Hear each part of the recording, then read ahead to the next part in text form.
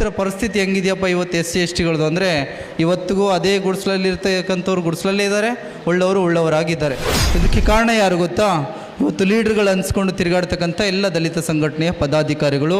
ಇವತ್ತು ಸರ್ಕಾರದ ಸೌಲಭ್ಯಗಳನ್ನು ನಿಜವಾಗ್ಲೂ ಇವತ್ತು ಸಮಾಜದ ಕಟ್ಟ ಕಡೆಯ ವ್ಯಕ್ತಿಗೆ ಮುಟ್ಟಿಸ್ಬೇಕಾದಂಥ ಕೆಲಸ ಪ್ರತಿಯೊಬ್ಬ ಸಂಘಟನೆಯ ನಾಯಕನ ಜವಾಬ್ದಾರಿ.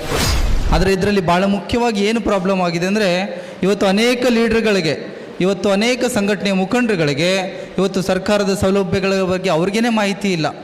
ಅತಿ ಹೆಚ್ಚು ನಮ್ಮ ಹೋಗೋದೆಲ್ಲಪ್ಪ ಅಂದರೆ ಸಮಾಜ ಕಲ್ಯಾಣ ಇಲಾಖೆ, ಅದನ್ನು ಬಿಟ್ಟರೆ ಅಂಬೇಡ್ಕರ್ ಕಾರ್ಪೊರೇಷನ್.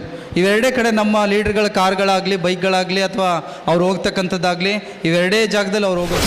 18,792 ಕೋಟಿ ಎಸ್ ಸಿ ಬಜೆಟ್ ಇದು. 35 ಇಲಾಖೆಗಳಿಗೆ ಸರ್ಕಾರದಿಂದ ಬಿಡುಗಡೆಯಾದಂಥ ಅನುದಾನದ ವಿವರ.